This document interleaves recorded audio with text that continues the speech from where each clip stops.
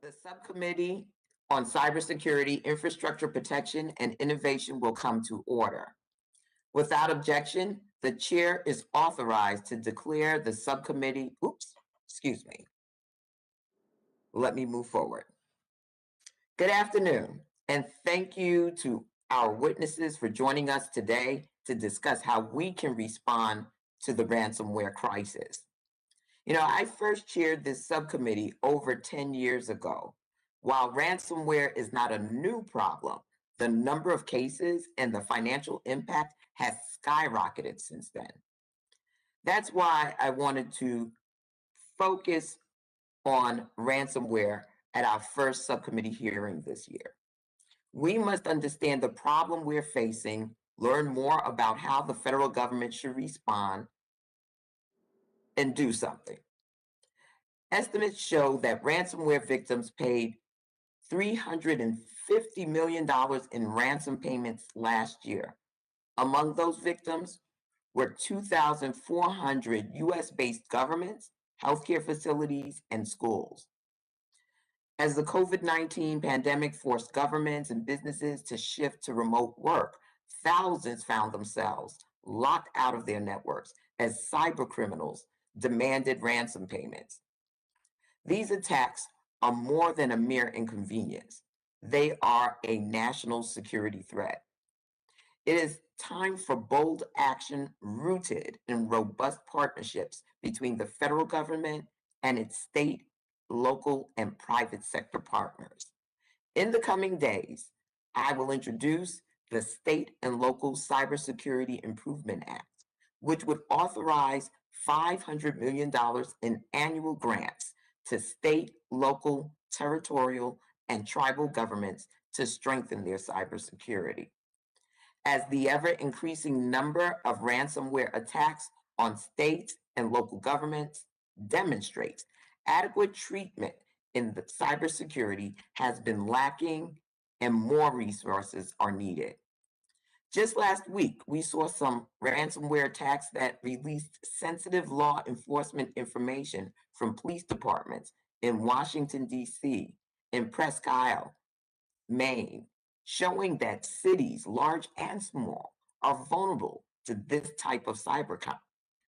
This legislation would ensure funding is available while insisting state and local governments step up to prioritize cybersecurity in their own budgets. I'm proud of the bipartisan support this bill has received on this committee and looking forward to working with Ranking Member Garbarino, along with Chairman Thompson and Ranking Member Katko, to get this critical bill enacted. I hope this hearing will give us an opportunity to learn more about the challenges state chief information officers face under current funding constraints and how they'd be able to use additional resources to strengthen their defenses to ransomware. And while state and local governments are some of the most notable victims of ransomware, this crisis affects many private businesses in the United States and around the world. Combating this threat will require coordination between the public and private sectors and all levels of government. The Ransomware Task Force report released last week provided 48 recommendations on what government and industry can do to address this crisis in the coming months and years. And I'm excited to have two of those co-chairs of the task force here today to share more information on the recommendations. As Secretary Moriakis has made clear in announcing that addressing ransomware would be the first of DHS's 60-day sprints on pressing cybersecurity challenges, responding to ransomware is a priority for his administration. And it is definitely a priority for this committee and many in Congress. So I hope that this hearing will help further the conversation on how the private sector, Congress, the executive branch, and state, local governments can collaborate to address this crisis head on. In particular, I'm interested to learn how other committee priorities, including developing a cyber incident reporting framework, could improve our understanding of ransomware trends and how to defend against such attacks. Relatedly, I'm interested to hear how CISA can play an important role in information sharing and coordinating this response.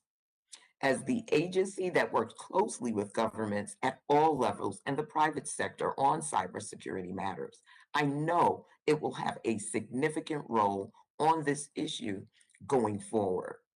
With that, I'd like to again thank the witnesses for being here, and the chair now recognizes the ranking member of the subcommittee, Mr. Garbarino from New York, for an opening statement. Thank you, Chairwoman. Thank you very much. And thank you to the witnesses for being here today. It's a very important issue. The global cost of ransomware has risen to $20 billion a year. Over the past several years, ransomware attacks have increased at an alarming rate. Attacks like NotPetya and WannaCry have had devastating impacts to critical sectors across the globe. Just a few months ago, both the Bayshore and Lindenhurst school districts on Long Island, in my district, were hit with cyber attacks. I am determined to work with hospitals, schools, and small businesses in New York's 2nd District and across the country to improve their cybersecurity posture in the wake of increasing threats. I believe it is now more important than ever to work with agencies like CISA, the Secret Service, and the Treasury Department to combat malicious cyber actors from targeting our struggling small businesses, healthcare institutions, and state and local governments. We must think of new, innovative ways to interrupt cyber criminals' ability to see this as a financially viable way of doing business. It should come as a surprise to no one in this hearing that these ransomware attacks have devastating real-world consequences for Americans. Every minute that a hospital goes down is a minute of missed critical care. The same goes for almost every industry. We must work to put a stop to this. We need to double down on ensuring state and local entities and small businesses are prepared and adopt basic cybersecurity best practices to mitigate cyber risks. These practices can include two-factor authentication, strong passwords, retaining backups, developing a response plan, and updating software. CISA, in partnership with the Multi-State Information Sharing Analysis Center, also covers several no-cost services across the nation that should be leveraged by state and locals and the private sector.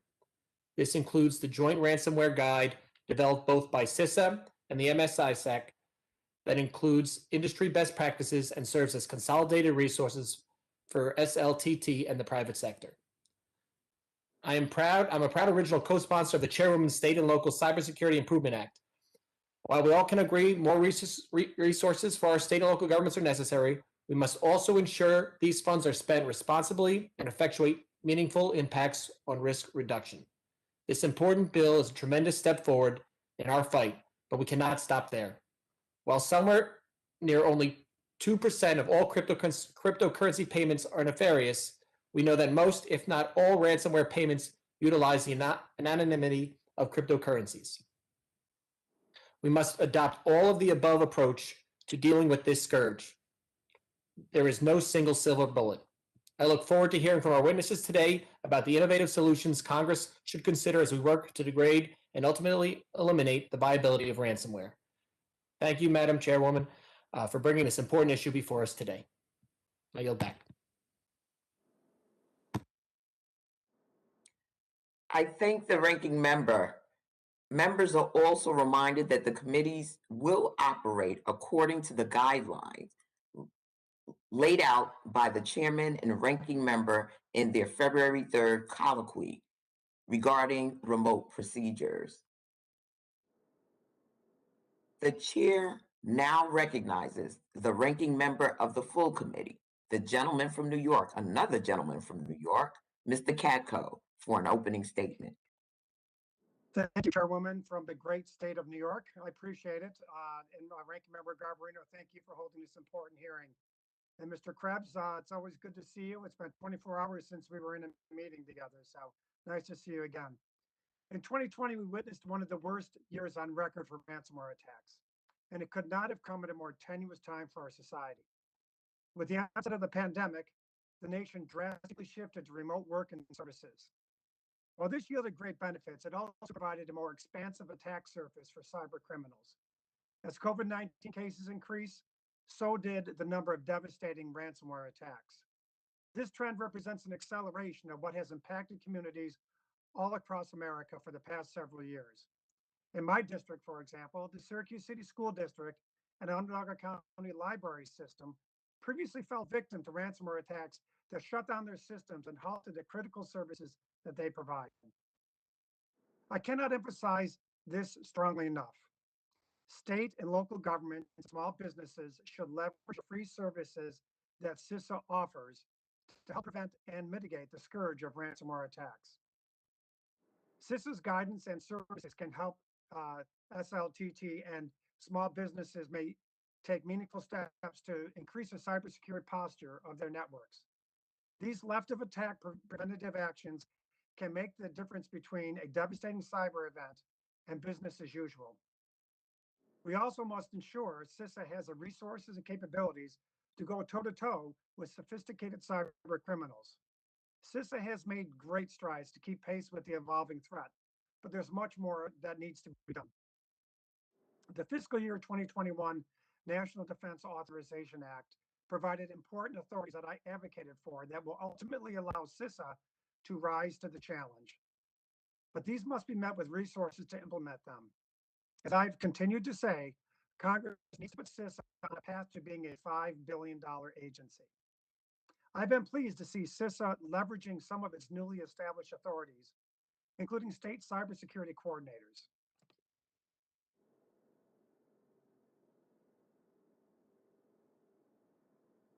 These coordinators will be CISA's main point of contact embedded in each state government and be critically important to ensuring it has a strong understanding of the needs of our local governments.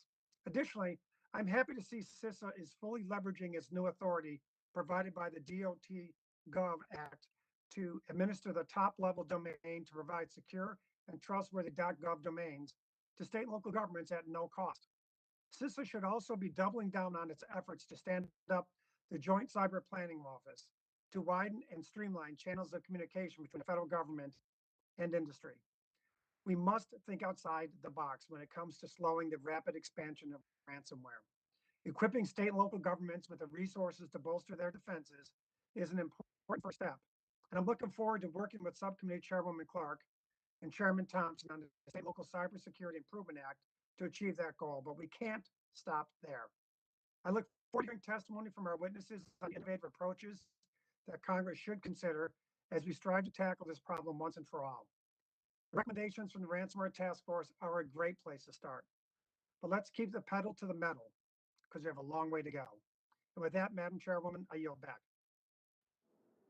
I thank you, Mr. Ranking Member, for your statement, and I now welcome our panel witnesses. Retired Major General John Davis is the Vice President for the Public Sector at Palo Alto Networks and is also a co-chair of the Ransomware Task Force at the Institute for Security and Technology. Prior to joining the Palo Alto Networks, General Davis served as the Senior Military Advisor for Cyber to the Undersecretary of Defense for Policy and served as the Acting Deputy Assistant Secretary of Defense for Cyber Policy. Ms. Megan Stiefel is the Executive Director for the Americas at the Global Cyber Alliance and is also a co-chair of the Ransomware Task Force. Prior, Ms. Stiefel, served as a director for international cyber policy in the National Security Council at the White House and was an attorney in the National Security Division at the Department of Justice. Mr. Dennis Goulet is the Commissioner of the Department of Information Technology for the state of New Hampshire and the current president of the National Association of State Chief Information Officers. Mr. Goulet also has nearly 30 years of private sector IT experience in the sectors ranging from healthcare to manufacturing. And finally, Mr. Chris Krebs, former director of the Cybersecurity and Infrastructure Security Agency, CISA, at the Department of Homeland Security. Without objection, the witnesses' full statements will be inserted in the record. I now ask each witness to summarize his or her statement for 5 minutes, beginning with General Davis. Good afternoon. I'm honored to appear before you today to discuss actionable policy solutions to address the unsustainable rise of ransomware. And I would like to thank Chairman Thompson and Ranking Member Katko, Chairwoman Clark, and Ranking Member Garbarino for their leadership on this important issue.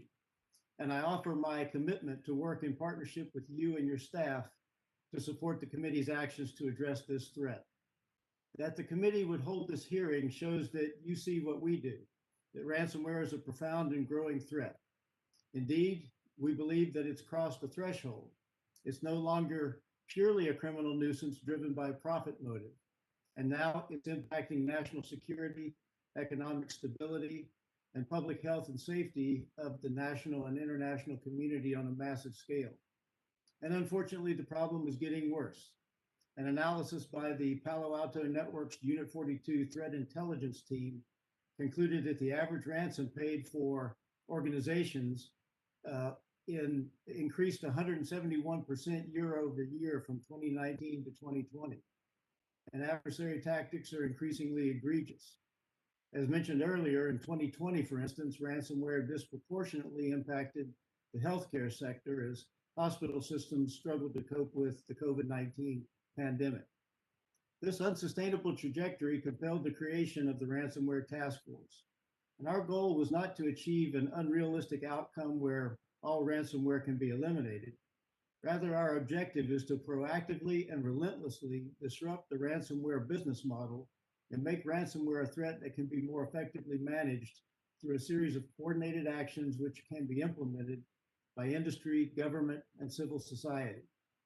In total, the report identifies 48 actions across 4 strategic goals: to deter ransomware attacks through a nationally and internationally coordinated comprehensive strategy, to disrupt the ransomware business model and decrease criminal profits, to help organizations prepare for ransomware attacks, and to respond to ransomware attacks more effectively.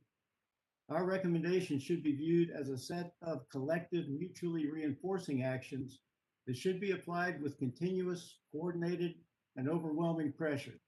Some can be immediately pursued. Some will require more time and creative policy solutions, including new legislation. I'll focus today on 2 of the report's recommendations. First, the United States should lead by example and execute a sustained, aggressive, whole-of-government anti-ransomware campaign coordinated by the White House and in partnership with the private sector. The foundational step is recognizing that the nature of the ransomware challenge will require a massive team effort across government, industry, academia, nonprofits, and the international community. This effort and our recommendations must be embraced at the highest levels of government and industry as a policy priority and given sufficient resources. To this end, we're heartened to see recent actions at the Department of Homeland Security and Department of Justice that signal elevated prioritization. Second, we should develop a clear, actionable framework for ransomware mitigation, response, and recovery. We see a core responsibility to help all organizations better prepare. Improving the ability to prepare for and even prevent ransomware events from happening in the first place is, in my view, the single most important function in reducing this threat to a manageable level. The adage, an ounce of prevention is worth a pound of cure, is especially true in the case of ransomware, because once you've been hit, you've already lost the battle and can only play a painful catch-up game. Most organizations, regardless of size or security acumen, are aware of the threat, yet these organizations don't understand how to reduce their risk. An action we can take is the creation of an internationally accepted framework that establishes clear steps to prevent or recover from attacks. Finally, these recommendations serve as a foundation for other policy actions. For example, the task force recommends the creation of a cybersecurity grant program for states where funding for ransomware prevention technologies could be unlocked through alignment to the best practice framework once it's established. This will enhance the resilience of local information systems and provide a much needed modernization of security tools to prevent attacks. Distinguished members of this subcommittee, thank you again for the opportunity to testify today, and I look forward to answering your questions.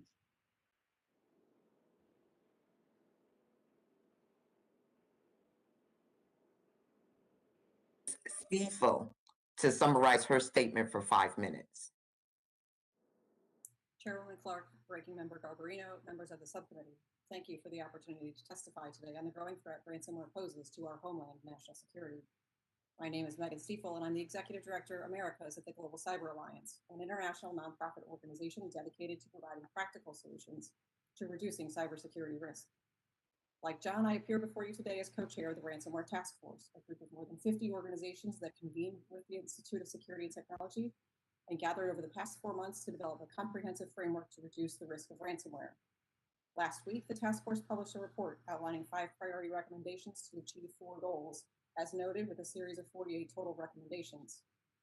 I'll focus my testimony today on 3 of these recommendations. First, the need for a coordinated international diplomatic and law enforcement effort to prioritize ransomware, supported in the United States by a whole of government strategy. Second, the need for enhanced information to support and enable this effort, including the development of a ransomware framework to help organizations better prepare for and respond to ransomware. And third, the establishment of cyber response and recovery funds and other assistance to support ransomware response and other cybersecurity activities. As the members of the subcommittee well know, the scope and scale of ransomware has grown exponentially over the past year. Payments in the $40,000 range in 2019 quadrupled to $170,000 on average in 2020. Recent reports indicate that some payments have stretched to the millions, while demands have stretched to the tens of millions. But as also noted, not the size of payments just grew, but also the number of organizations targeted. 2,400 US-based government healthcare facilities and schools were known to have been targeted in 2020 by ransomware. The actual number of affected potentially maybe much higher. In addition to holding access to data hostage, ransomware actors now threaten to publish the data they obtained from victims' networks. According to one report, in the 4th quarter of 2020, 70% of reported ransomware attacks threatened to release the data. Ransomware is, plain and simple, 21st century extortion. These figures illustrate that in just a few years, ransomware has grown from a nuisance to a national security threat. Organizations around the world have been targeted, but as has also been well established, ransomware actors operate from safe havens, countries whose governments are mostly unwilling as well as unable to assist in efforts to bring them to justice. As such, without significantly limiting the ransomware attack at scale, there is little guarantee it will not simply emerge elsewhere, presenting an ongoing risk to the global community. The Ransomware Task Force convened in order to address this growing international challenge. Its breadth influenced the task force's first priority recommendation. Specifically, the coordinated international diplomatic and enforcement efforts make clear that ransomware is an international national security and law enforcement priority, and that an international coalition be established to combat it. Governments must also develop comprehensive resource strategies that use both carrots and sticks to reduce the number of countries providing safe havens. But as the task force's other recommendations make clear, governments must also work collaboratively together and with the private sector to share information, jointly investigate, and bring these actors to justice, or otherwise eliminate their ability to operate with impunity. For the United States, the task force recommends that this effort be led by a whole of government strategy out of the White House. This strategy should also include a ransomware task force to coordinate a nationwide campaign against ransomware and identify and pursue opportunities for international collaboration. This task force should also collaborate closely with private sector organizations that can help defend and disrupt ransomware operations, such as security vendors, platforms, ISOs, and cybersecurity nonprofits. Second, better information is necessary to enable this collective international action. It is important to emphasize we're not talking about more information sharing of indicators of compromise. Both the scope and quality of information must improve. For example, IOC should be tied to ransomware incidents, and this information must get quickly into the hands of those who can use it, within the government as well as outside it. IOCs must also be supplemented with additional information, including payments.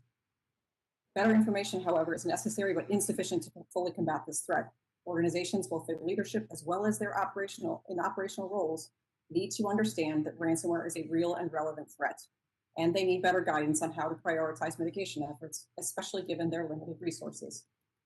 To address this gap, the task force recommends that a framework be developed to help organizations better prepare for and respond to ransomware attacks, together with materials to support framework implementation, such as toolkits and other how-to resources.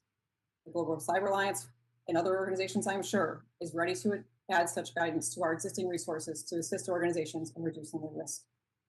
Finally, additional resources for implementation are essential to the success of the ransomware framework and through with the disruption of the ransomware business model. The task force therefore recommends that governments establish response and recovery funds. The task force believes that the availability of these funds will help reduce the number of victims electing to pay the ransom demand. As an incentive, organizations could be required, in order to access such funds, demonstrated use of the ransomware framework to ensure a commitment to a baseline level of cybersecurity. In addition, the task force recommends that more grant funding be available.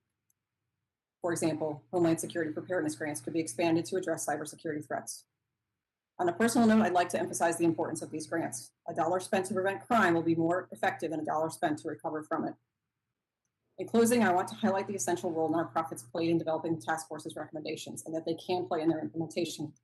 Nonprofits develop policy recommendations, support information sharing, and in the case of GCA, provide guidance on the implementation of established cybersecurity best practices, including to combat ransomware. Task Force offered a range of actions that could be taken building upon these capabilities to stem the burgeoning ransomware threat.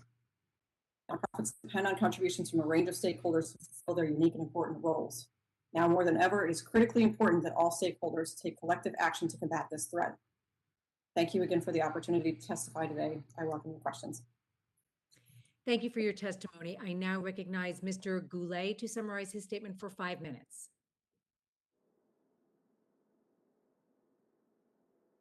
Thank you, Chairwoman Clark, Garbarino, distinguished members of the subcommittee for inviting me today to speak on the cybersecurity challenges facing. Can everyone hear?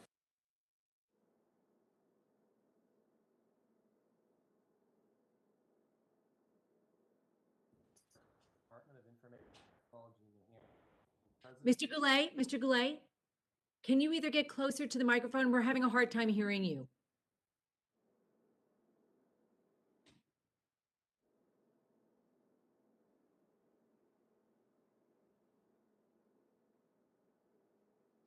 Better?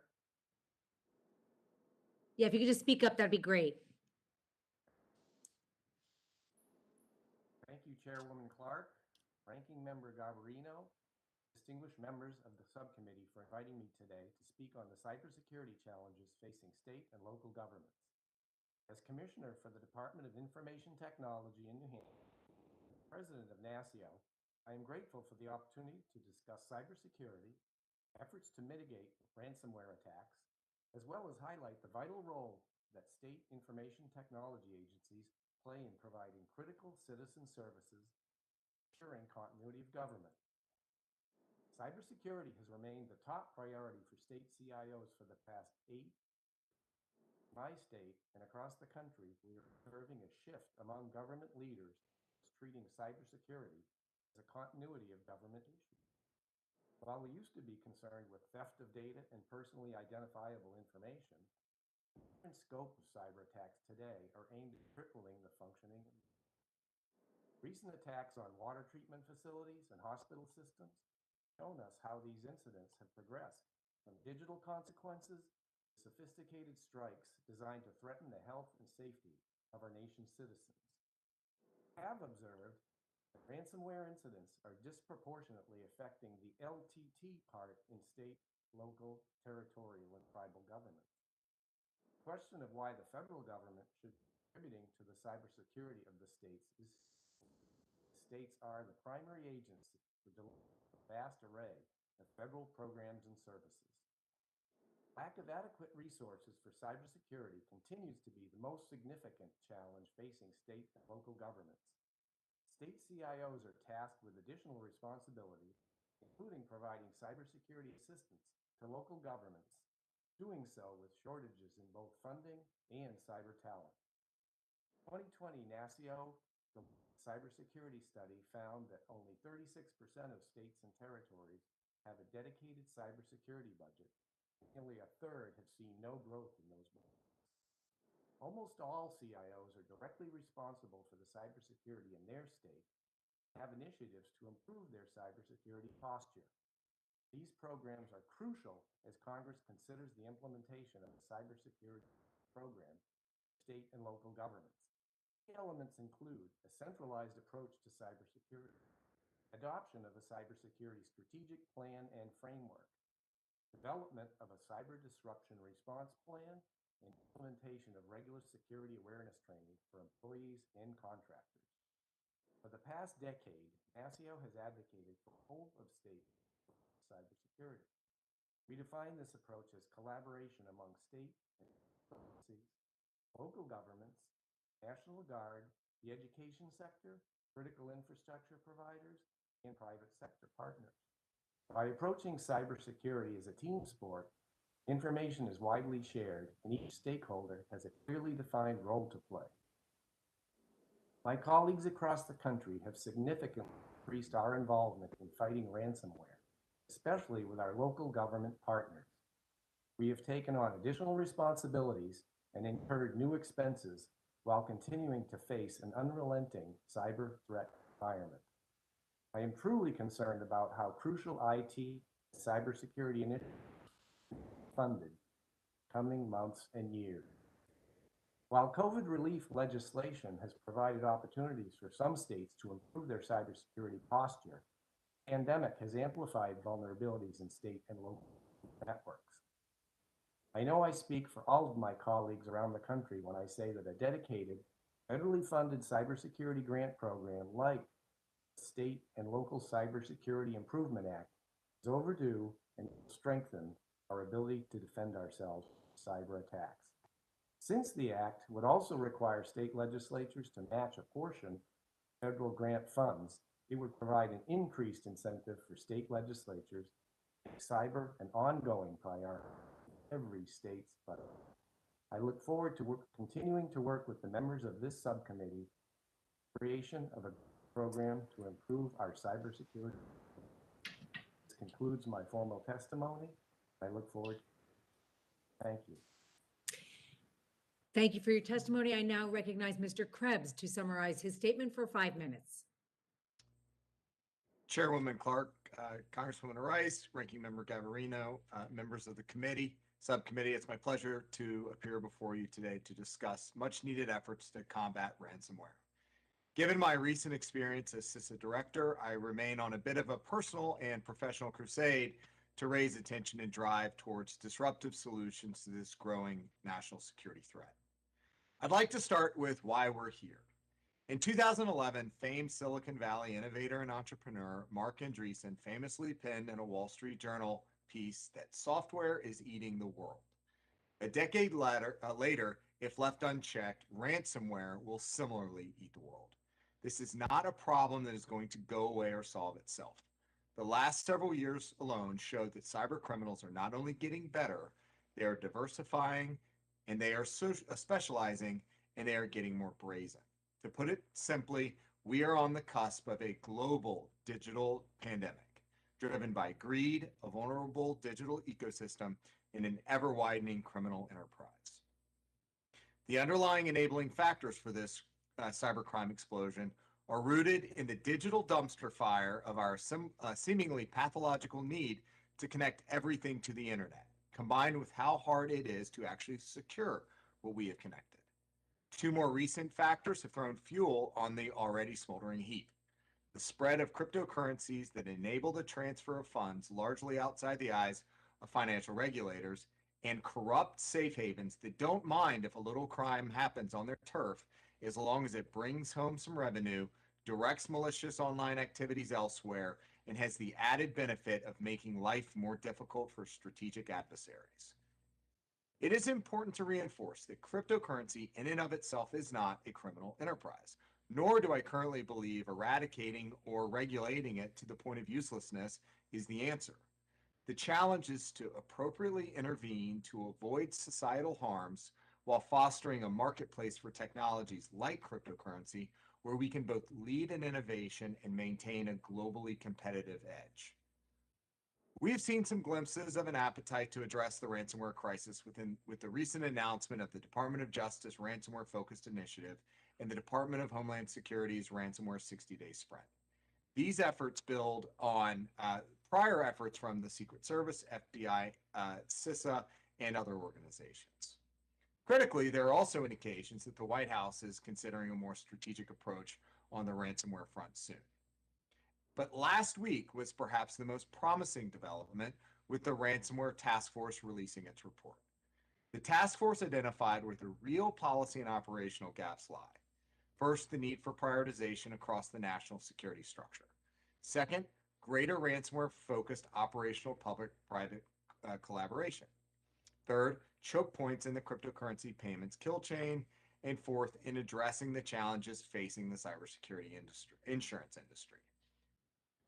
Perhaps the area with greatest need for government investment, however, is not necessarily within the federal government, but as Mr. Goulet pointed out, within our state and local partners. The idea is simple. We can reduce attack surface across state, local, tribal, and territorial government organizations in this country by investing in more modern systems. In doing so, we can improve citizen services for all Americans, create more tech jobs in our communities, and continue to invest in today's and tomorrow's technology innovators. It's a way to defend against today's threats while investing in secure tomorrow. Ultimately, whatever the administration and Congress choose to do, there is no single solution or silver bullet. No one organization alone will solve this problem. Much like confronting election security threats or disinformation more broadly, there are a range of levers that government and industry can pull to achieve positive outcomes. I'd like to thank the committee for holding this timely hearing. I would also like to thank you for your leadership and constant, enduring support of CISA. I look forward to your questions.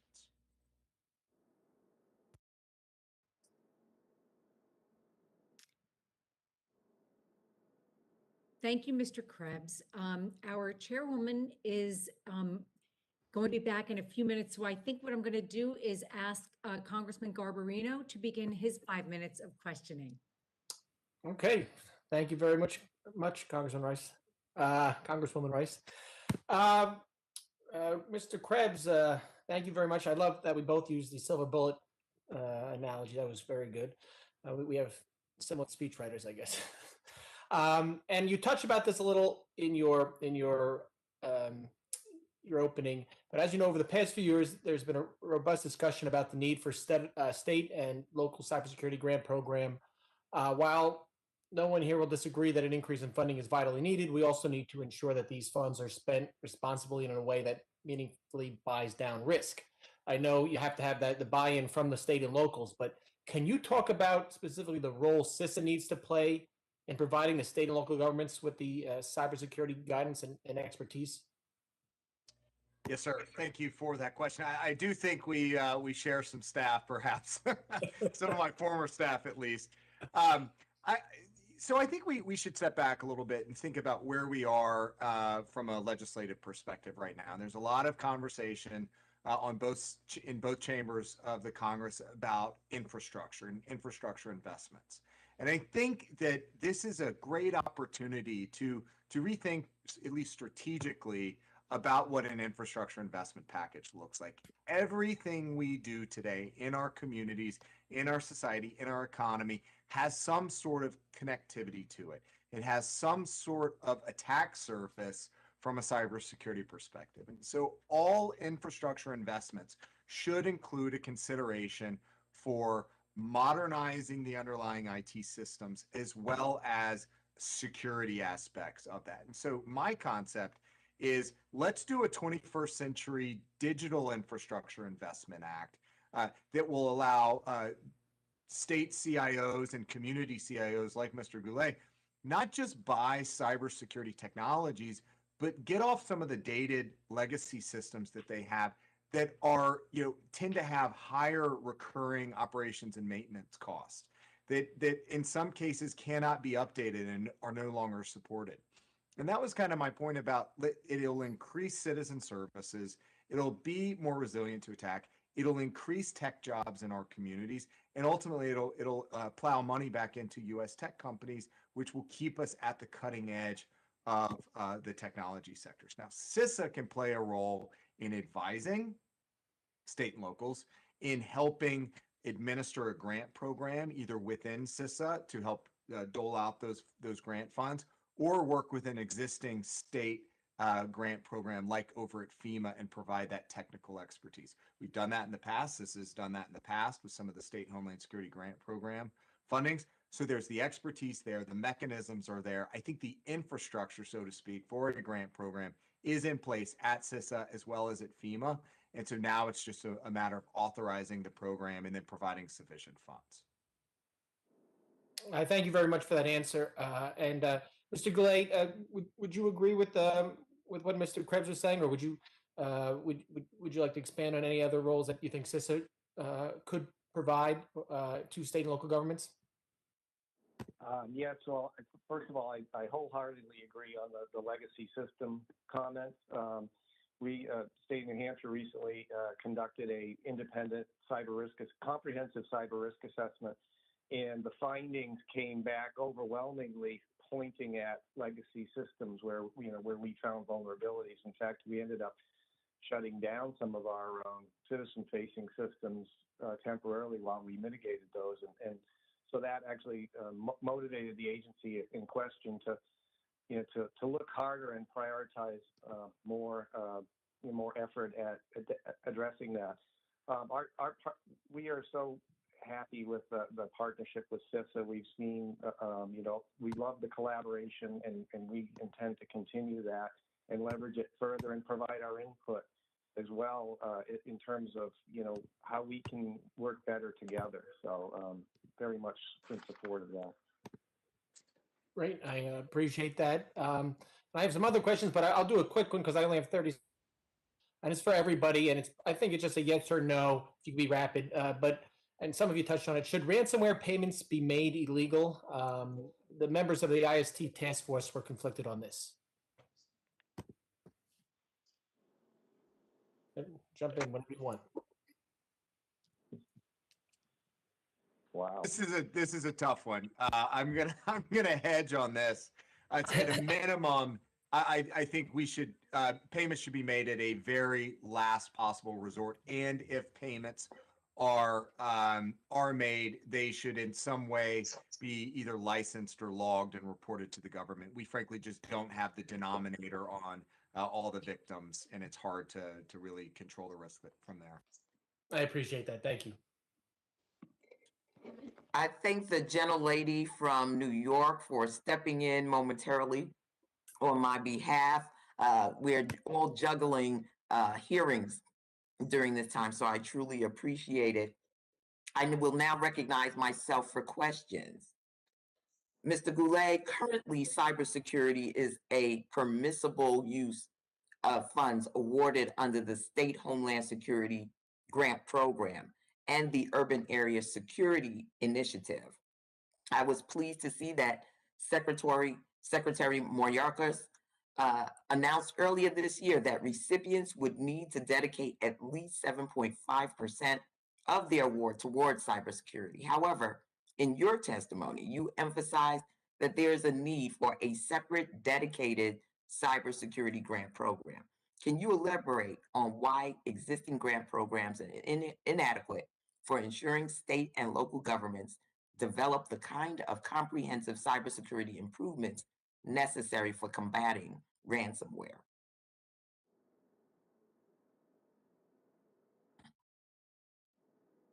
Mr. Goulet, I think you have to unmute.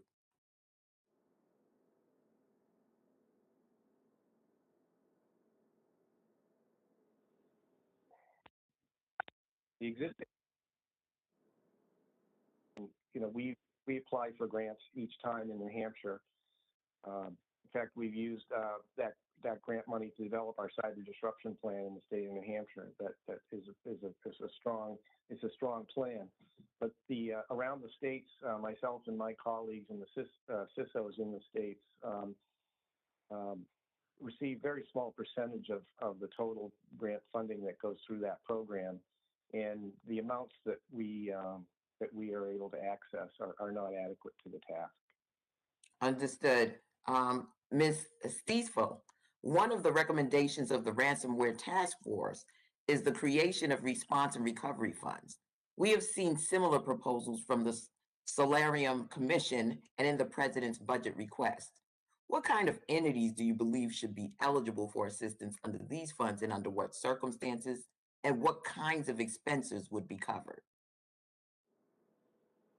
Thank you, Madam Chairwoman, for the question. Yes, we, as you noted, agree that these types of funds need to be established. As far as the types of entities that could be recipients or eligible for these funds, in the first instance, I would say those that we've identified previously in this conversation today: state, local, tribal, territorial, as well as potentially organizations that are providing critical national functions. Therefore, as NRMC is currently working to identify or has identified these essential function entities, they would also be, in our mind, an eligible recipient.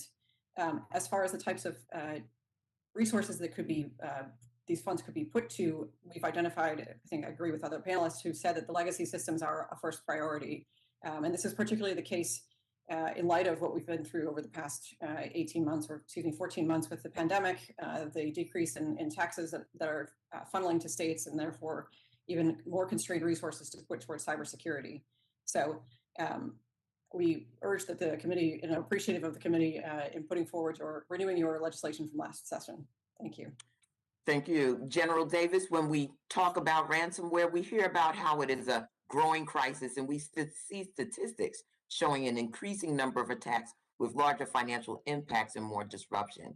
What existing efforts have you seen that are currently working to defend against or mitigate the impacts of ransomware? And are there examples of actions that organizations are taking that are reducing risk that can serve as a model for others? Thank you, Madam Chairwoman. Yes, I have a couple of thoughts about that, and the fact that that doing a lot on the front end and even a little bit goes a long way, as we state in the report.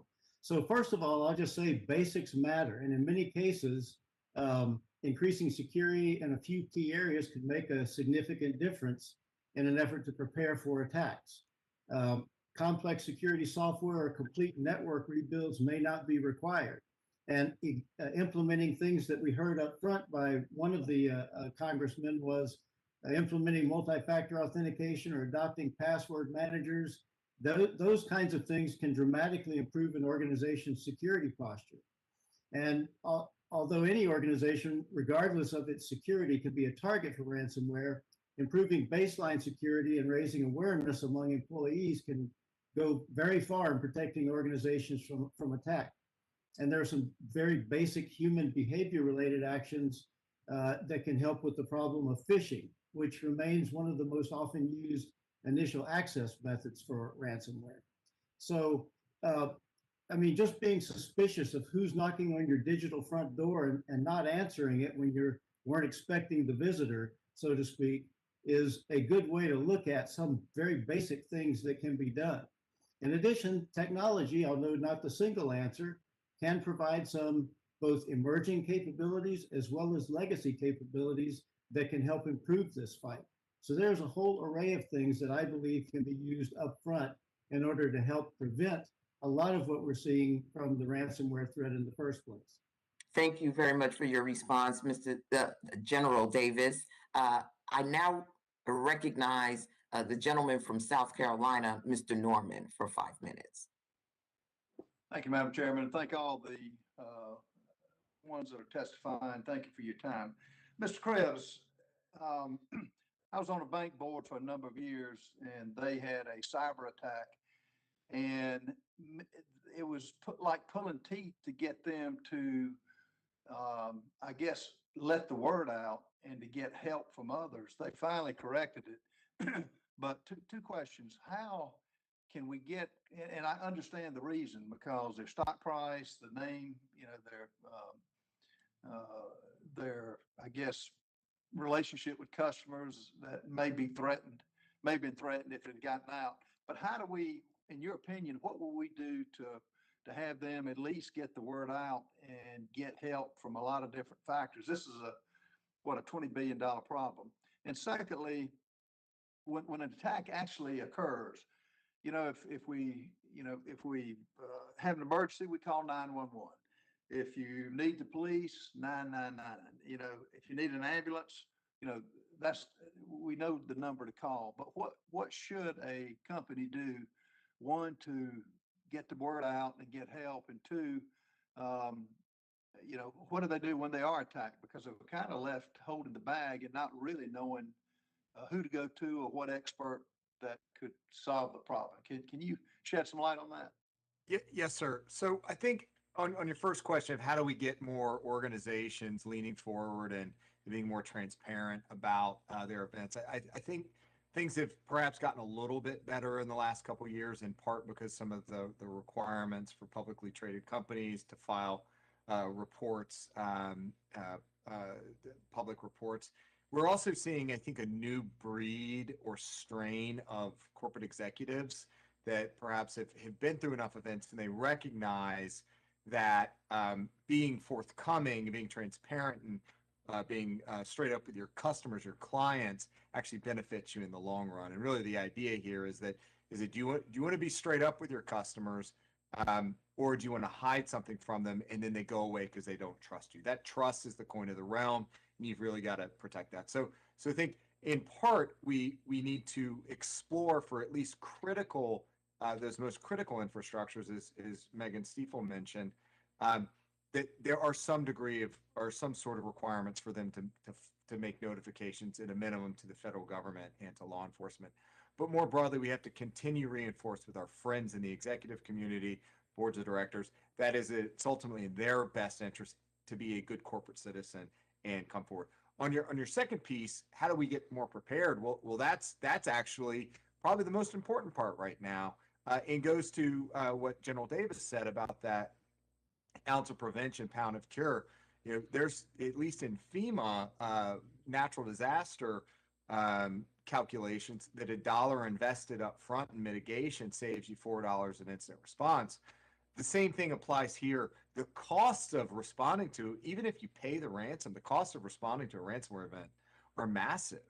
And it's not a guarantee you get everything back. So it's all about preparation, planning, and if you do have a bad day, because everybody has a bad day sometime, but do you know what to do? Do you know how to respond? Do you have a team on contract? Do you have relationships with CISA, with the FBI, with the intelligence community, where you can get on top of this thing quickly as soon as you detect it and shut it down? So it's all about preparation and playbook planning.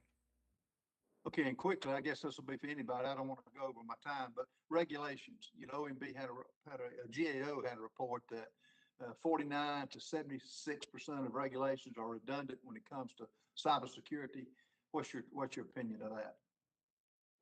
And then if it is a problem, getting it cured, do you go to OMB? Who do you go to? Mr. Krebs, we'll start off with you. Yes, sir. So I think we need to look at different levers we can pull here. The federal government has procurement powers, one of the largest procurers of, for instance, IT technologies. I think what we're probably going to see out of the White House with an executive order is increased enhanced security requirements for software. That's going to have a trickle-down effect throughout the rest of the economy.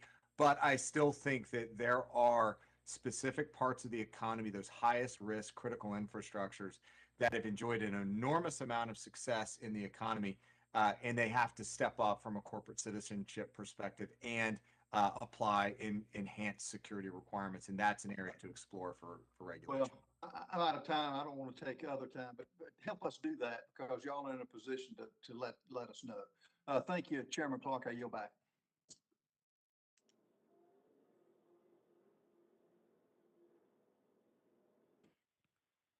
Of Texas. Thank you very much, Madam Chair. This is Congresswoman Sheila Jackson Lee. I just want to make sure you all can hear me. And thank you to the ranking member for holding this hearing that is crucial and one that we've been immersed in for those of us who've served on this committee for quite a long time. To each of the witnesses, very grateful for your presentations dealing with how we deal with ransomware. And I remember being chair of the Transportation Security and Infrastructure Committee, which now is the Cybersecurity Committee, and we were talking about the amount of cyber in the private sector, which at that time was 85% versus 15% in the government. But what we really have come to find out is that we all are interrelated. So let me focus my questioning, and as I do so, let me acknowledge former Director Krebs of CISA. We are grateful certainly for your service. We regret the fact that your work as head of CISA ended over your principled stand that the election was in fact a legitimate election, and that you had seen and determined that there was no cyber fraud or any kind of fraud under your jurisdiction that would have countered the election of Joe Biden. Principle in government, I think, is crucial, and I want to particularly thank you for that. My work in the 117th Congress has included introducing H.R. 119, the Cyber Defense National Guard Act, H.R. 118, the Cyber Vulnerability Disclosure Reporting Act, and as well H.R. 57, the DHS Cybersecurity Asset Protection of Infrastructure under Terrorist Act, Logistical Structure Act, which is called the Capitals Act. And I hope in this Congress we'll be able to pass these legislative initiatives in particular because they really deal with the vulnerabilities of the system at this time. I'd like to pose to you, Director Krebs, because of your current past experience, if you will, dealing with this agency. And what I recall is that you were very interested in standing this agency up and making it stronger. I'd be interested in your understanding of the strength of the ransomware task force and some of the provisions that it offered. But in the course of you saying that, I'd like to know what Congress could do to strengthen this agency. I believe it should be given a greater jurisdiction and support with resources. And what ultimate role, how large a role do you believe the agency should play in combating ransomware? We always say that the large amount, as I said earlier, of this cyber infrastructure is in the private sector. I believe, however, the government can be very effective in helping to steer that sector along with their cooperation. Director Krebs?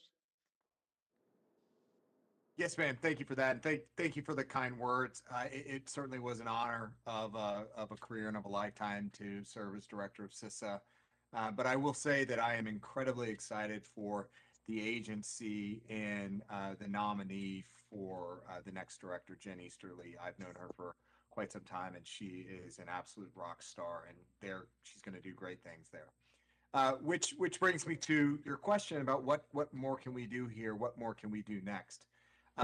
I think the last several years, particularly the National Defense Authorization Act of 21, was very beneficial to CISA. In fact, I just read a letter or article this morning that the agency has used its administrative subpoena authorities recently, and that was something that I had asked for last Congress, and it would allow CISA to make notifications on vulnerable systems to IT providers, and that's the sort of thing that can help.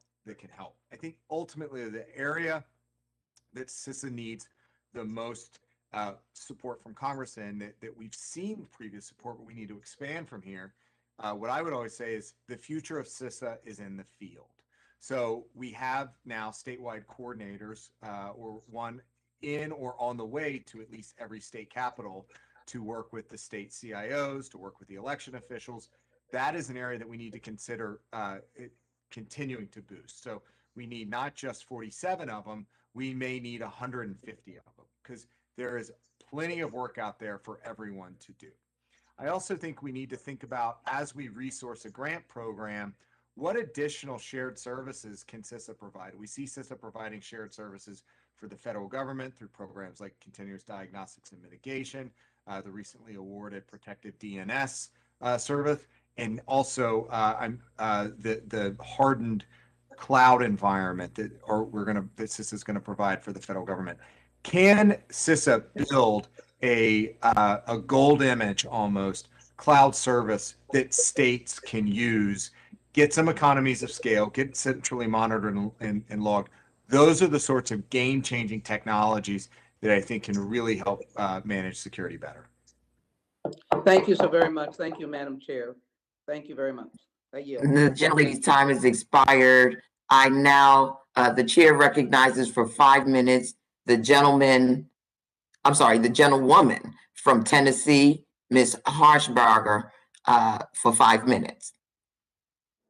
Thank you, Chairman Clark and Ranking Member Garbino and all the witnesses. This is something really alarms me. You know, when you see that there's, when I read this report, 2,400 U.S.-based government healthcare facilities and schools that were victims, that's unbelievable. And, you know, when I was on another committee here and seeing that our own government, our federal agencies can be hacked due to apps and uploading or updating apps, that's a scare. That's a scary proposition to know that.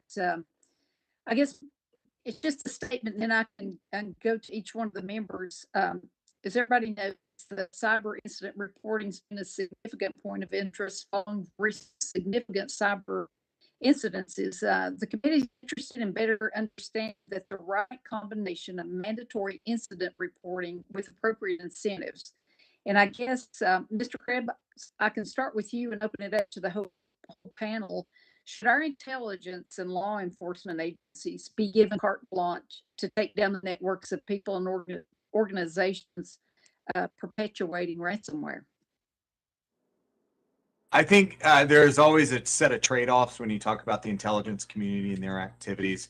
I think they've historically focused on the exquisite threats, the intelligence capabilities.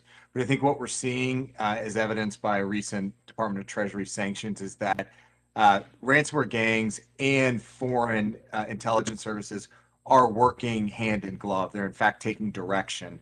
Evil Corp was a Russian crew that was taking direction from the FSB. Those are the linkages that we really need to explore. And that, to me, I think is what really kind of tipped ransomware over into the clear national security threat. And once you have those linkages, I do think that opens up additional authorities for consideration by the Title 10 and Title 50 organizations. Mr. Davis? Congresswoman, I agree with Chris Krebs on this. And I'll just tell you from the perspective of my experience in government, including now in the private sector, it's a blurry world out there in this murky cyber-related business between state and non-state actors. And I believe that states now see an opportunity to leverage non-state entities in a variety of ways to fundamentally undermine and gain an advantage over Western democracies in general, not just the United States. This is in the area that you've seen in terms of misinformation and disinformation, but it's also in ways to circumvent sanctions and to get around them through the specific capabilities associated with ransomware. We've seen various states now that have begun to embrace this idea of leveraging these other entities, these criminal entities and others, in order to undermine democracy. And I think that what we're seeing is this is just another reason why the task force has taken the position that you all seem to agree with. This is now a national security related threat. Absolutely. Mr. Goulet? Well, this real time as our networks are being hammered by these actors, both the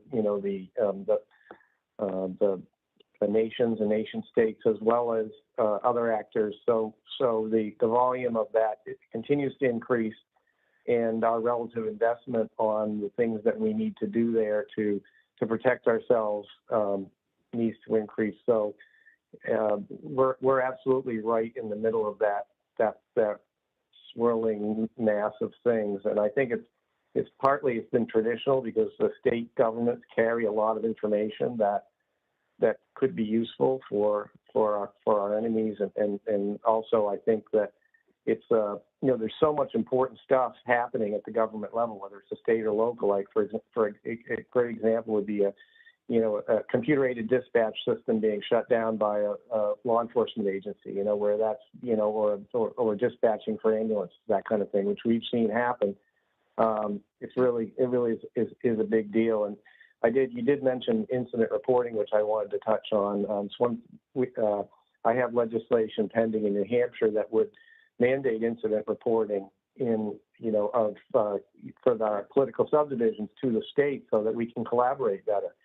And I've had a couple occasions where I found out about an incident in a school or or a police department from the press versus from hearing about it. And it's not a great way to collaborate. So I think, going on that theme that, it's not shameful to have a cyber incident happen to you. In fact, it's probably happened to almost every agency, and we all need to, be transparent, report, and respond better.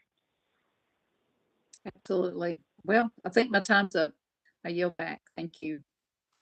Thank you. The chair now recognizes for 5 minutes one of our preeminent experts in this space, all things cyber, the gentleman from Rhode Island, Mr. Langevin, for 5 minutes.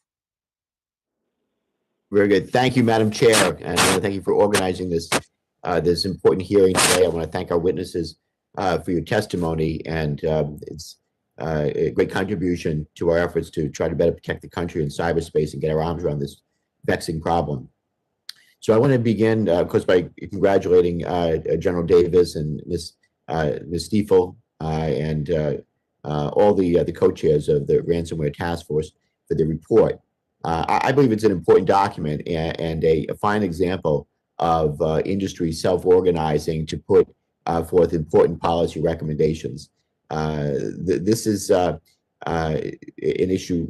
Cyber is something the government can't solve on its own, private sector can't solve on its own, and it really needs to have that public-private partnership.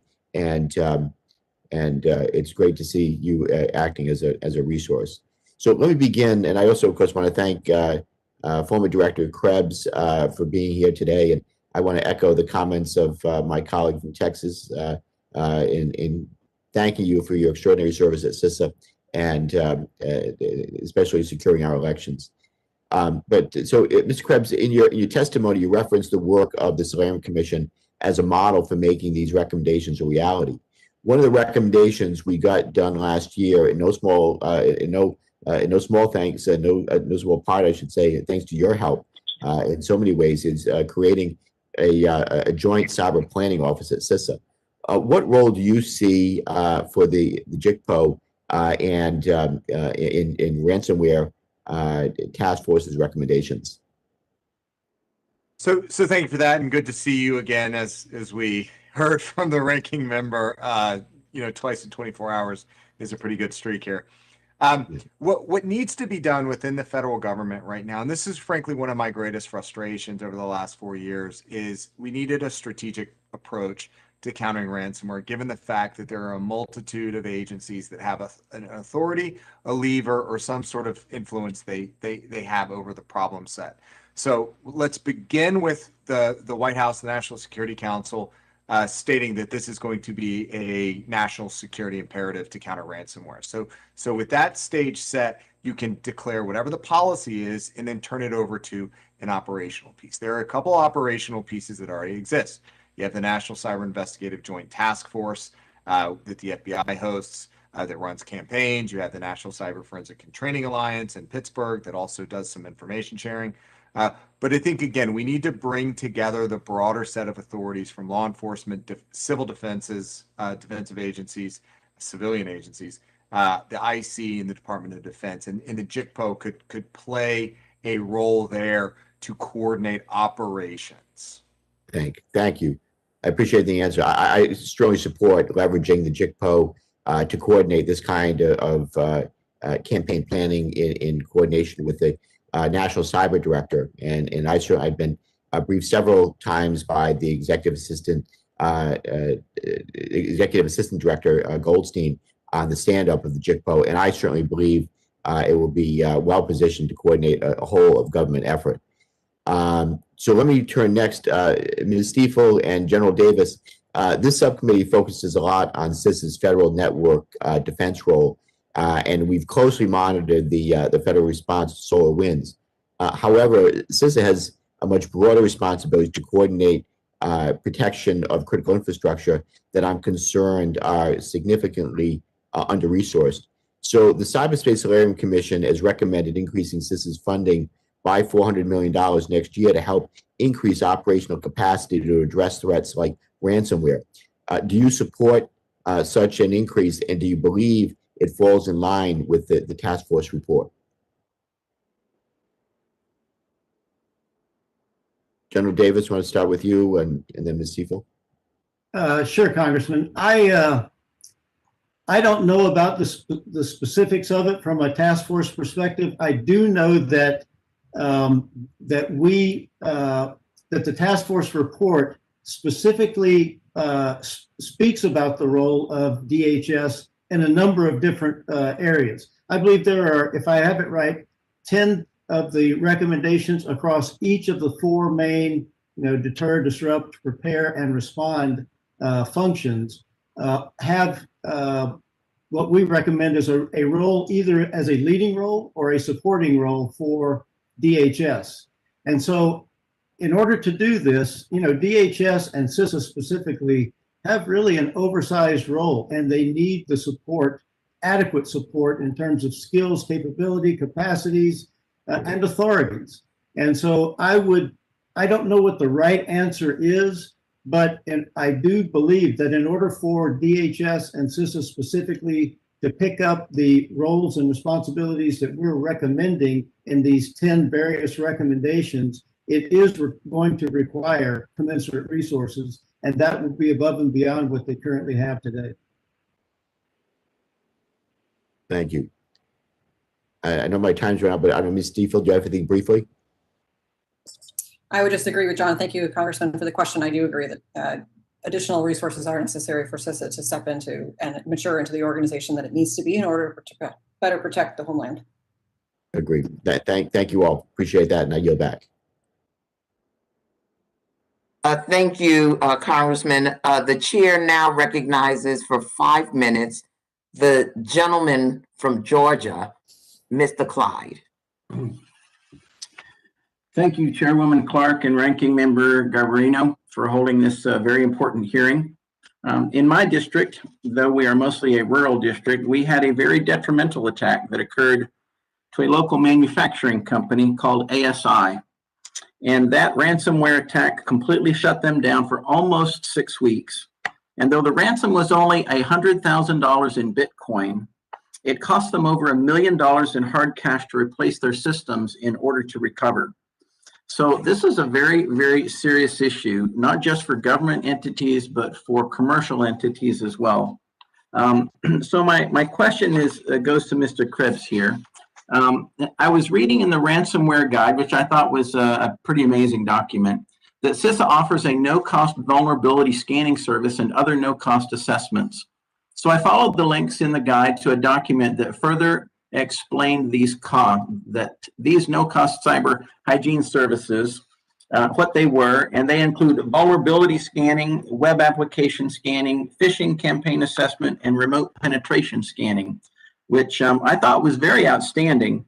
And from what I have read, they are available to all agencies, federal, state, local, tribal, and territorial, as well as public and private sector critical infrastructure organizations.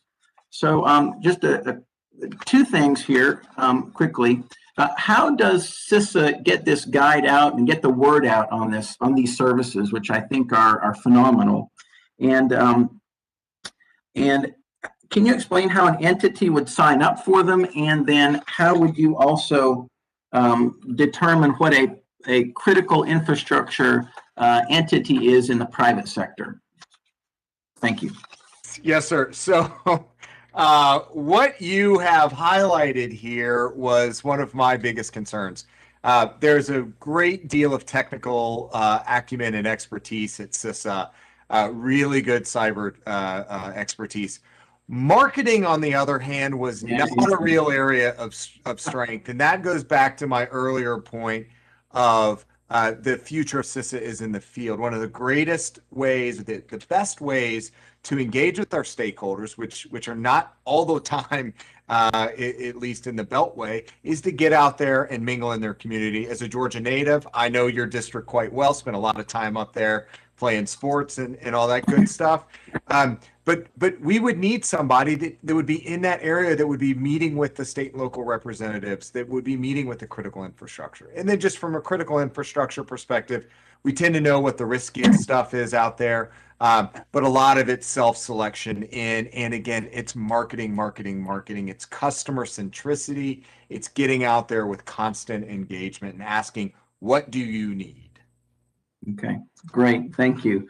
The question about what determines whether an entity in the private sector is critical infrastructure or not. I mean, do you guys make that determination yourself, or is there something that you go on, a definition that you go on? So critical infrastructure in the United States is anything from banks to bridges, schools to sewers. It is a broad categorization that would lead an organization into a partnership, a voluntary partnership with CISA.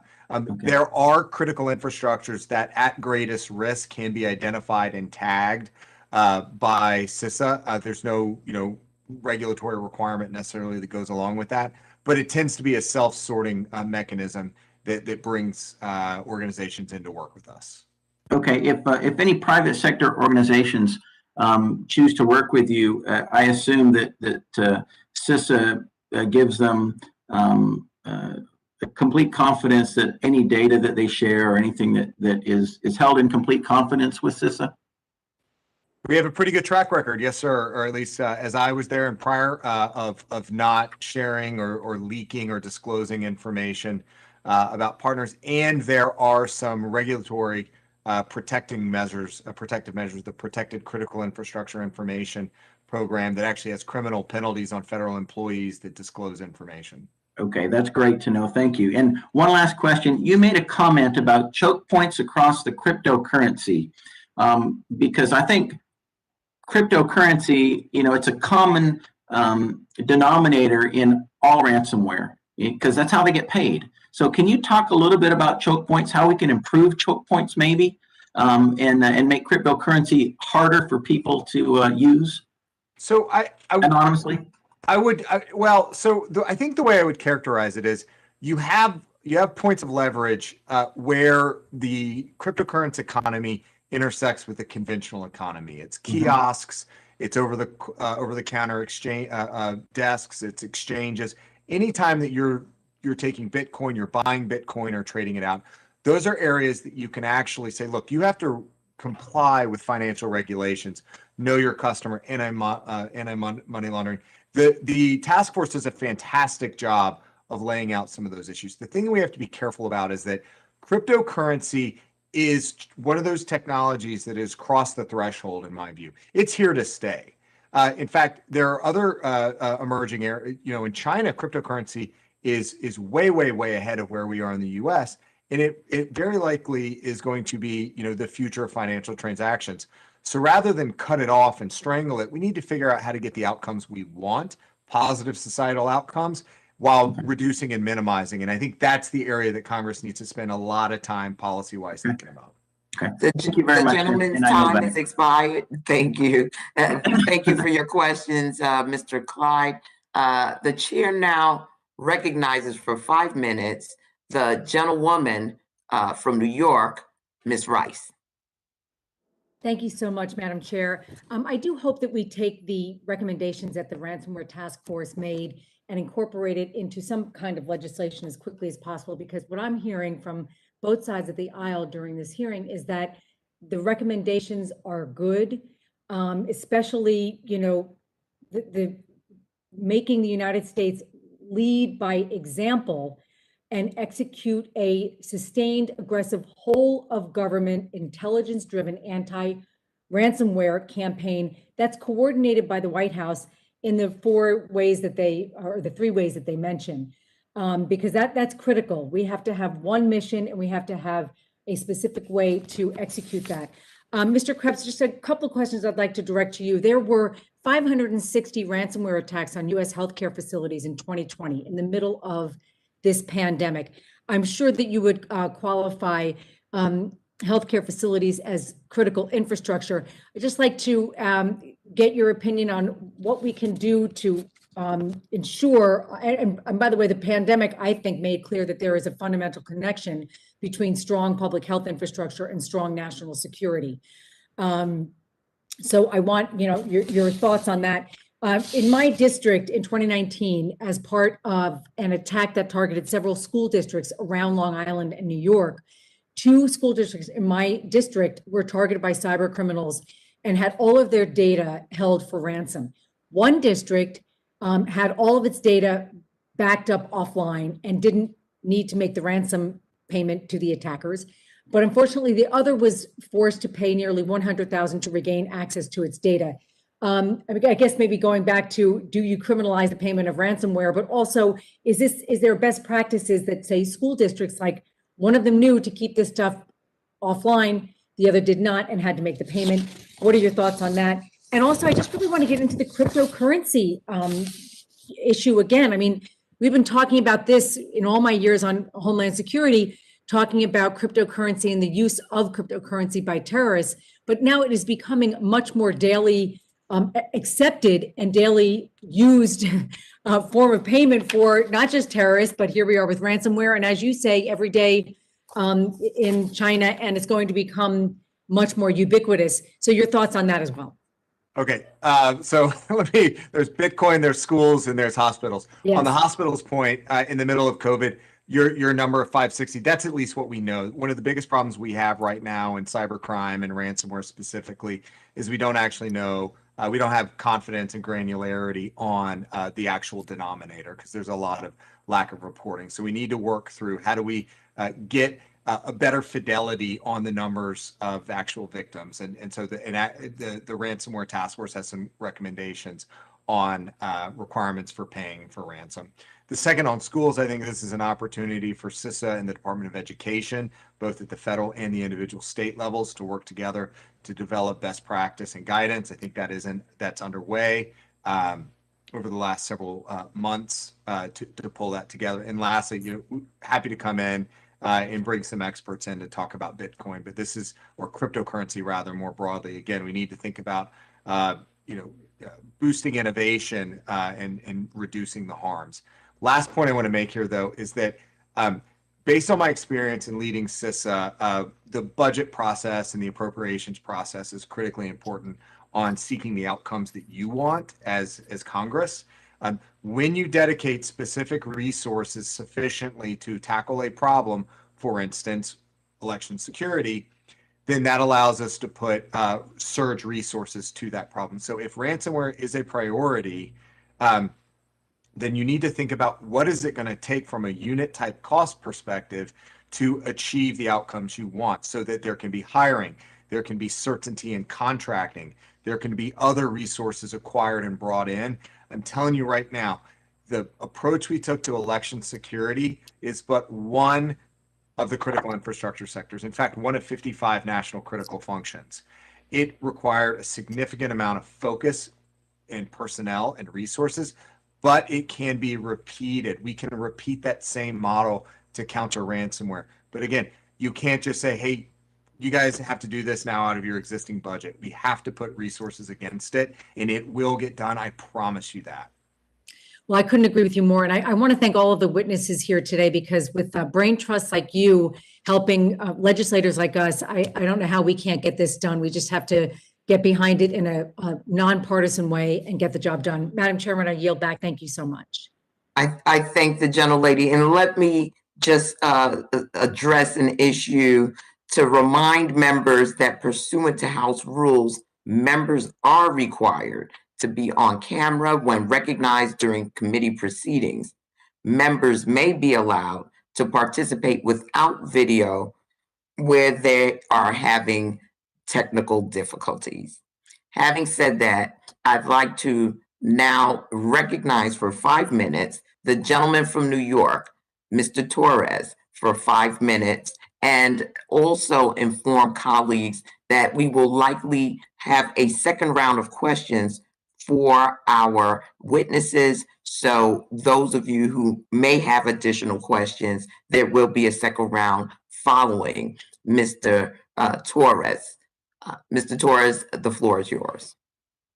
Thank you, Madam Chair. According to Cybersecurity Ventures, the cost of cybercrime has been on an exponential curve from $3 trillion in 2015 to a projected $6 trillion in 2021 to a projected $10.5 trillion in 2025.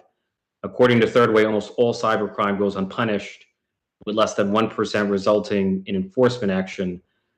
My first question concerns prevention, and it's directed toward Mr. Krebs. In your professional judgment, would protective DNS services be effective at preventing most ransomware breaches? Most ransomware breaches, I think that's hard to say. I think it would certainly be an effective way to detect malware on a network and help minimize any sort of further compromise. And what about the efficacy of multi-factor authentication? Oh, I mean, that's table stakes.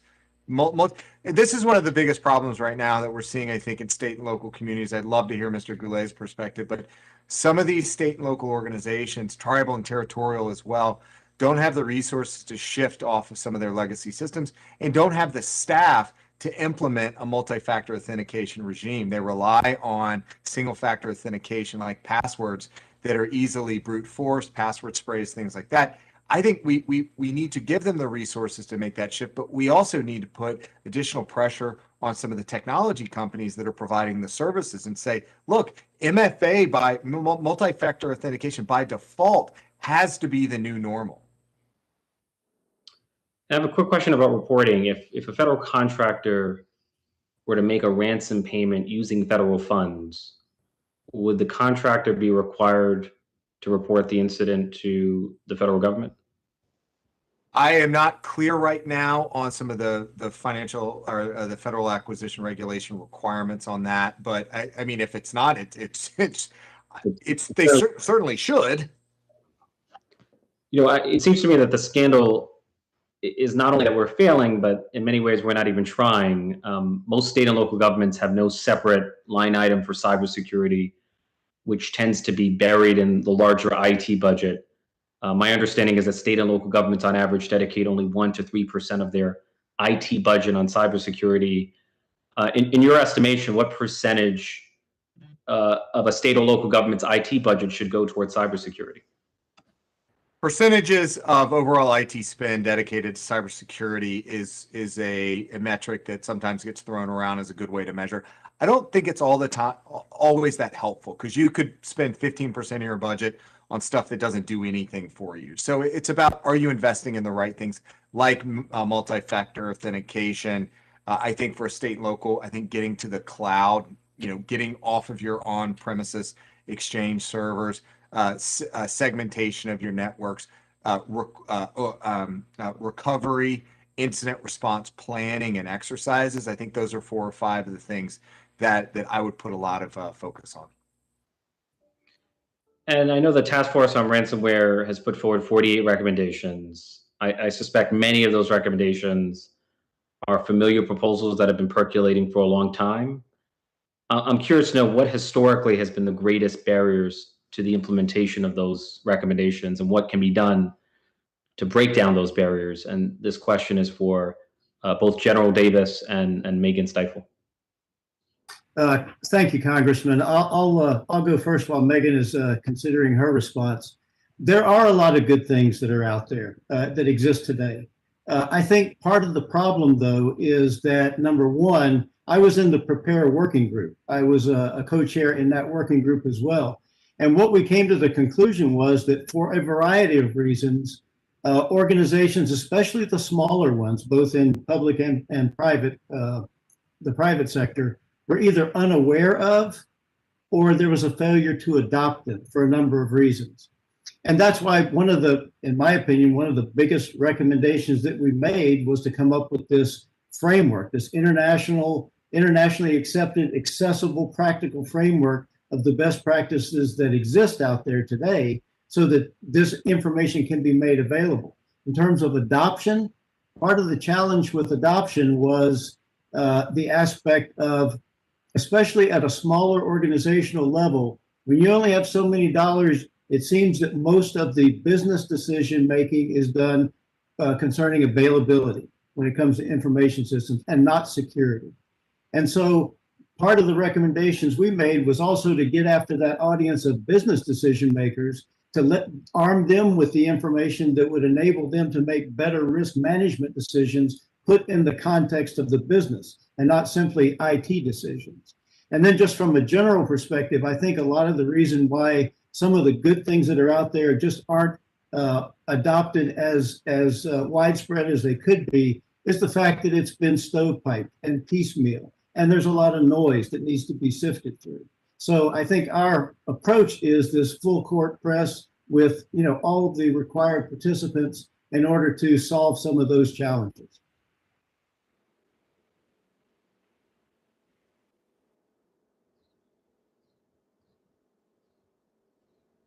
I'm happy to respond. I know that the time has expired, but I would agree. Yes. Really, sorry, Congresswoman. Yes, the gentleman's time has expired, and we are going to enter into a second round of questioning. So I just wanted to, if you would just hold your comments, and you can probably tack it on in response to some additional questions. I now recognize myself for the beginning of a second round of questioning. My next question goes to General Davis and you, Ms. Stiefel. The Ransomware Task Force report observes that there is a lack of reliability, representative data about ransomware scope and scale. DHS has long worked to incentivize cyber information sharing with somewhat mixed results. How can the federal government best incentivize state, local, and private sector entities to share timely, actionable information about ransomware incidents? Madam Chairwoman, I'll be brief since I hogged the last question and didn't give Megan a chance to answer. But I'll just say that from the perspective of the task force, information sharing, threat intelligence sharing, and information sharing was seen as absolutely critical, and that there's a lot of good work that's been done, especially with the Cybersecurity Information Sharing Act of 2015. And all we're recommending is that be reviewed with an eye towards ransomware specifically. And there are some new indicators of compromised and contextual information specifically around ransomware that we believe can be integrated into the existing regimes to make improvements where required. Ms. Stiefel, your impressions? And I know you wanted to jump on to the last question. So first, I would say, with respect to information sharing, agree with John that a great deal of work has been gone into and been successful in enhancing that capacity over the past 5 years. Still, I think there's an opportunity for enhanced awareness around the importance of this information, especially as it relates to ransomware, but also of the incentives, so to speak, that are offered to entities that do share information with the government. I think there's still hesitance, and that can be reduced through a range of opportunities, including by members of the panel with me, in highlighting the value of sharing information. On the last piece, I think the part of the challenge relates to knowing that there's a strategy and improving the ability, again, back to highlighting the real threat that ransomware has become, and ensuring that the available resources that exist are known to entities that need them when they need to respond to them, as well as to help better prepare them. Very well. Thank you for your response. Mr. Goulet, the COVID-19 pandemic highlighted how dependent we are on technology across government and business. In particular, we saw how underinvestment in state IT budgets strained the ability of Americans to access certain programs, such as enhanced employment benefits. How has the pandemic affected states' risk to ransomware, and how could a ransomware attack impact a state's ability to distribute federal benefits to residents? Well, thank you.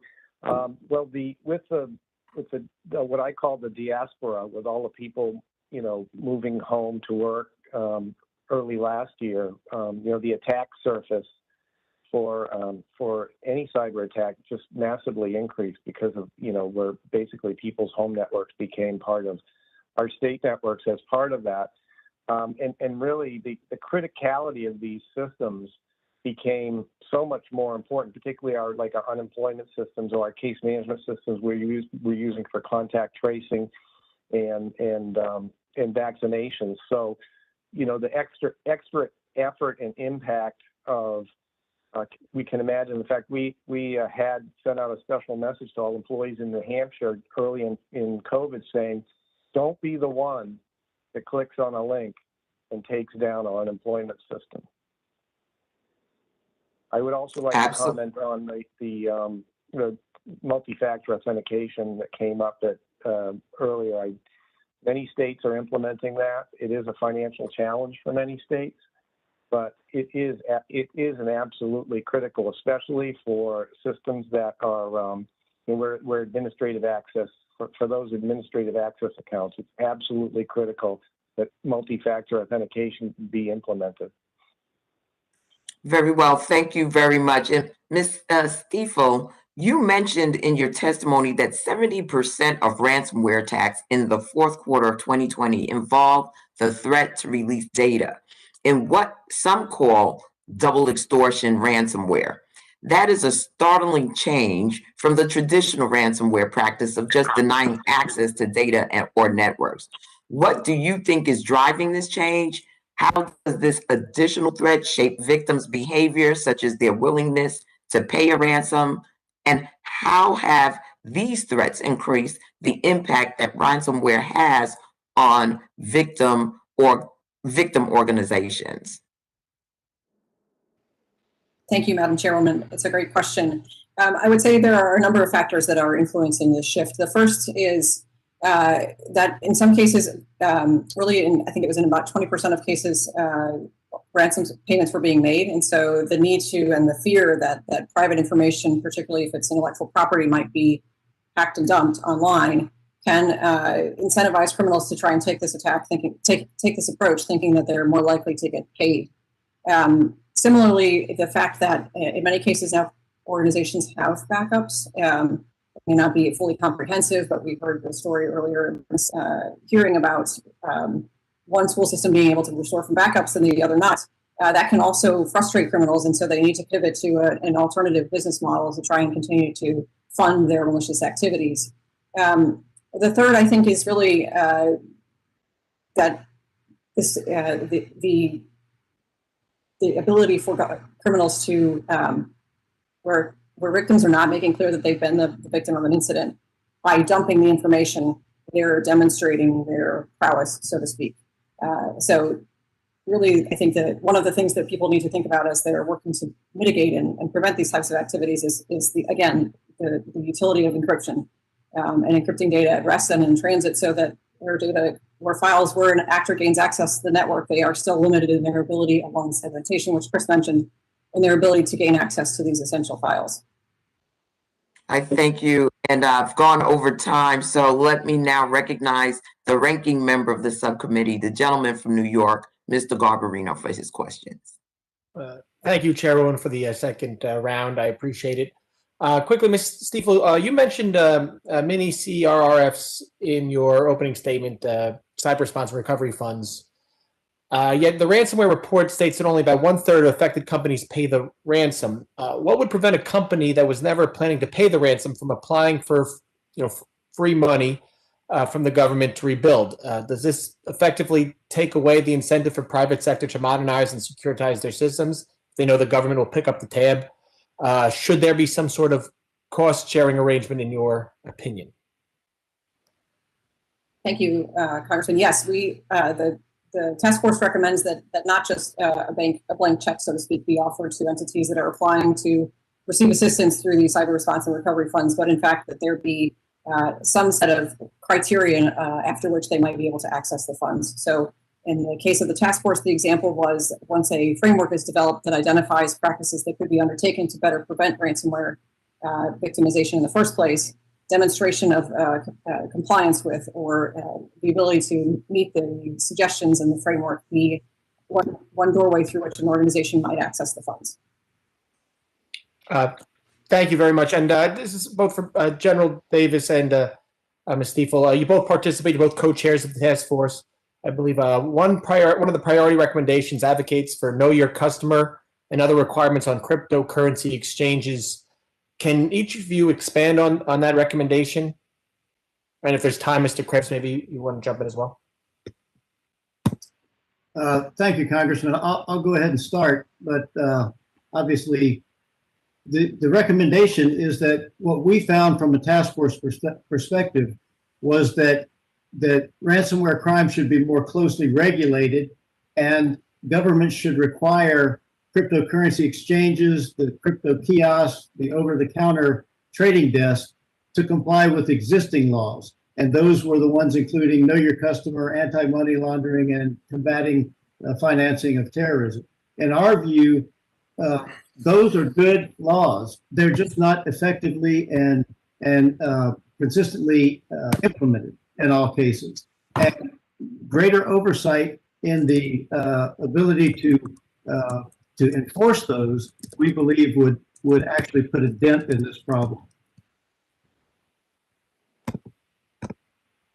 I would just build a bit on what John said to highlight the importance of the information that can be gathered through these types of requirements. Those can not only facilitate the investigation of the crime itself, but also additional preventative measures that law enforcement and others can take in trying to, again, deter the number of ransomware attacks. And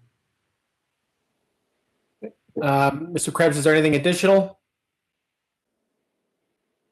I think that covers the fair share of it. I think what we have to focus on is increased, and I can't believe I'm saying this right now, but increased information sharing around not personal information, but victim wallets, to the extent that we can get better fidelity on the size and scope of this issue and where the funds are going to light up those aggregation points throughout the economy, the cryptocurrency economy, that allow us to take further directed action against the criminals.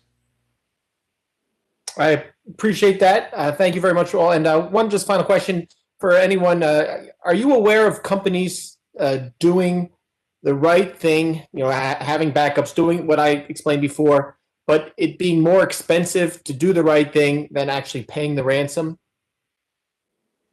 Anybody have any stories on that?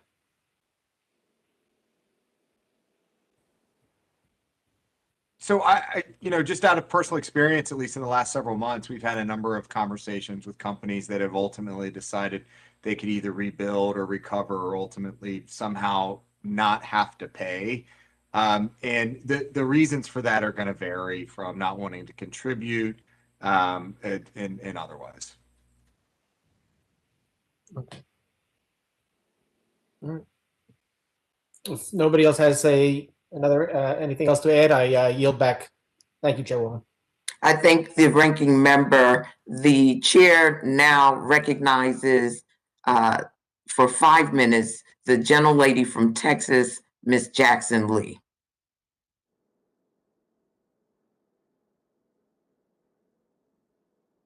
Ms. Jackson Lee, are you with us?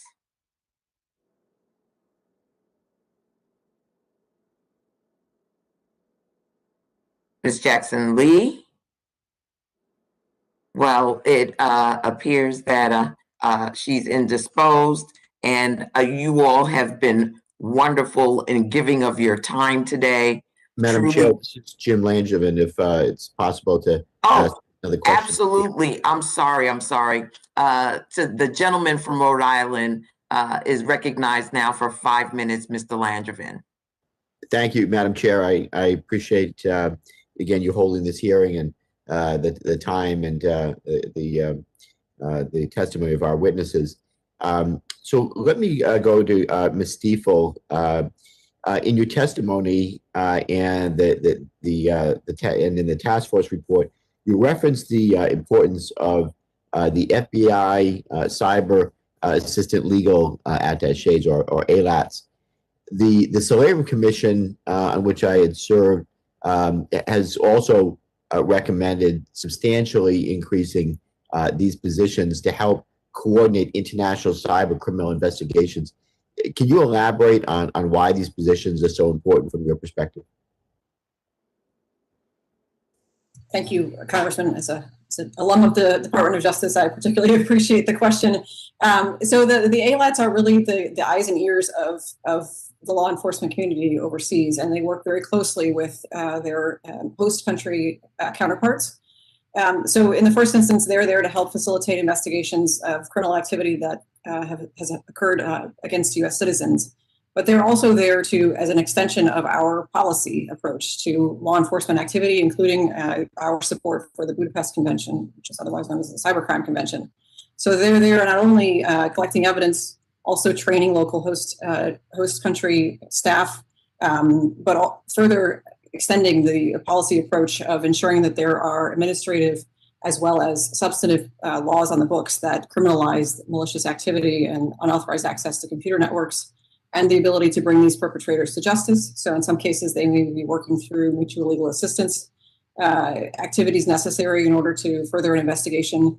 Of course, they're also providing assistance potentially from the U.S. side, where U.S. companies may be involved in a host nation's investigation of an activity.